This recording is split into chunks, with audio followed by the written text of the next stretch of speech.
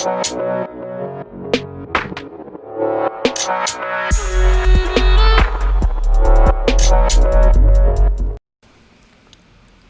guys and welcome to our channel. Roll here. In today's video I want to talk about Entangle and how to use it efficiently with every advantage the skill can give you, and with rune, sigil and stuff like this. More of a follow-up video on the guide 1 to Entangle, which is a really useful thing to understand and to know if you hit ranger a mob or if you main ranger like me.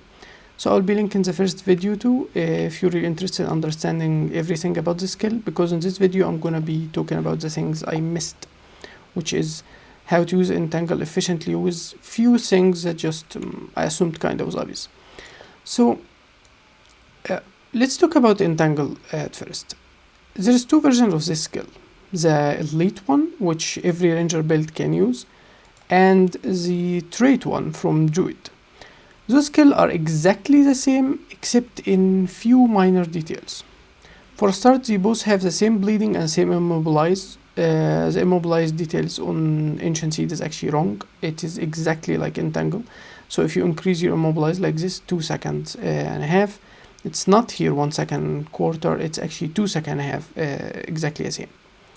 And I can show you here too also. So you see, I triggered Ancient Seed and see how much it reset. 5, 4 and it's 6, so it reset more than 2 seconds, so it is obviously the same.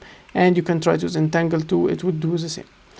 So the detail tip here is wrong, but that's not a problem. So they both produce the same damage, the same immobilize, and they are both unblockable even if the trait doesn't actually show that, and you're gonna be seeing in the footage an example for that. But there is no target cap, there is no 600 radius here and 5 target on this skill. There is no detail like that. Why? First, this skill trigger immediately on the target you hit while the target is disabled, like dazed, knocked down, lunged, anything except fear or taunt. A condition disabled does not trigger Ancient Seed. So once it triggered on a target, it enters a cooldown of 10 seconds in world versus world and 20 seconds in PvP, or 10 seconds even PvE. Only PvP is doubled. So if the cooldown is on, it will not trigger on anyone else. So let's say, for example, I have 2 targets here, okay? So I'm gonna hit. As you see, it only triggered on the first one because the arrow hit the first one and didn't go to the last one until the cooldown is already on. This can be avoided if the targets are too close that actually it hit them both close to the same time in about less than a quarter of a second. So it's not instantaneous actually, there is almost like 1/10 of a second or something like that. And because of that, there is a simple easy way that every ranger use, which is trigger it at the same time. So as we said, it's not instantaneous, but what if we can even hit at exactly the same time? The most famous tip to do that, or way, is to enter System Avatar, use skills 3 and 5. So you trigger it, as you see, on every enemy that got disabled. But that's not the only way. There is few extra ways that you can do that efficiently. For example, I use Crite rune, and this rune have a lot of magic baked into it. Let's see. The last trait actually inflict bleeding, torment and poison on nearby foes for 8 seconds after using elite skill. The elite skill is Entangle. So let's say we use Glyph of Equality and we use Entangle.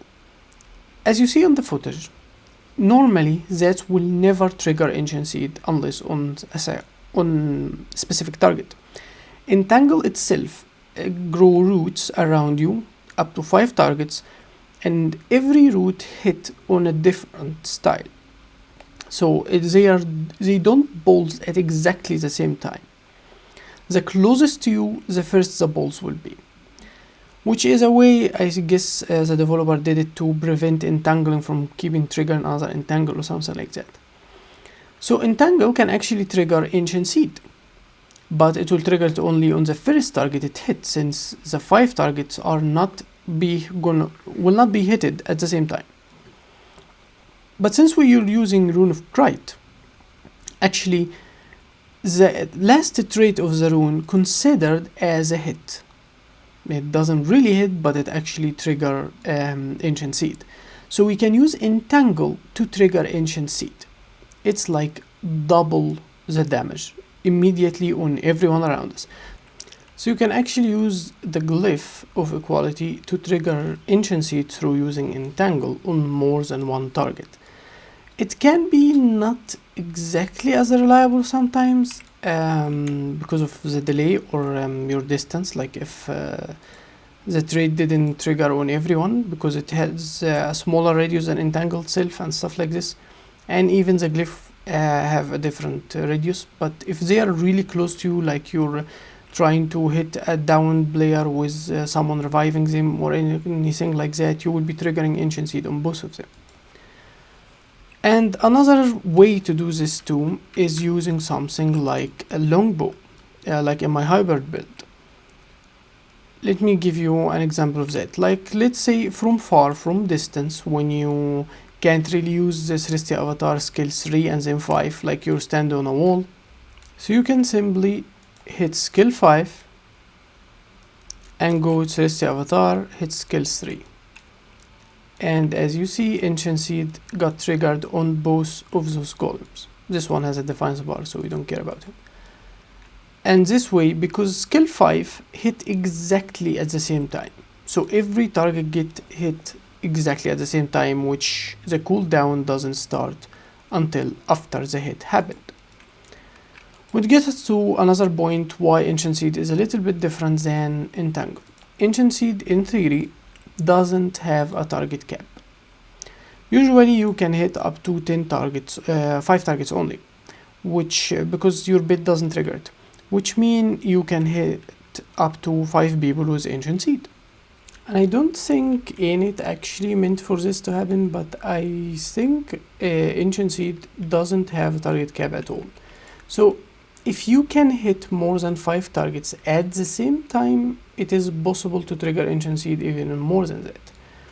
And it happened to me once on a camp that I hit the entire camp with 2 Doliac and everything with my Celestial Avatar, and my Rock Gazelle actually triggered its days on a trap, and I ended up triggering it on 8 targets at the same time, but it is almost impossible to replicate the same circumstances, so yeah, I don't have footage for that.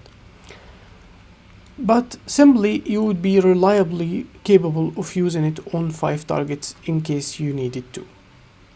Now that gets us to the last point, which is using everything to trigger Ancient Seed if needed. As we said, Krite Rune can actually be effective, and I have no idea why, since it doesn't actually do a hit, but it is possible to use. So does every rune or sigil or anything that can do that. Like I'll be showing you in the video using Rune of the Mad King, but unlike the glyph Entangle use with Krite Rune, when you need to use the glyph and then start hitting with like glyph Entangle immediately, in using something like Mad King Rune, since there is a delay before the birds from the last tier come and hit the player you attacked, so you use Entangle and then glyph. And also you can use something like sigils, like sigil of geomancy, when you trigger a hit that causes bleed around you.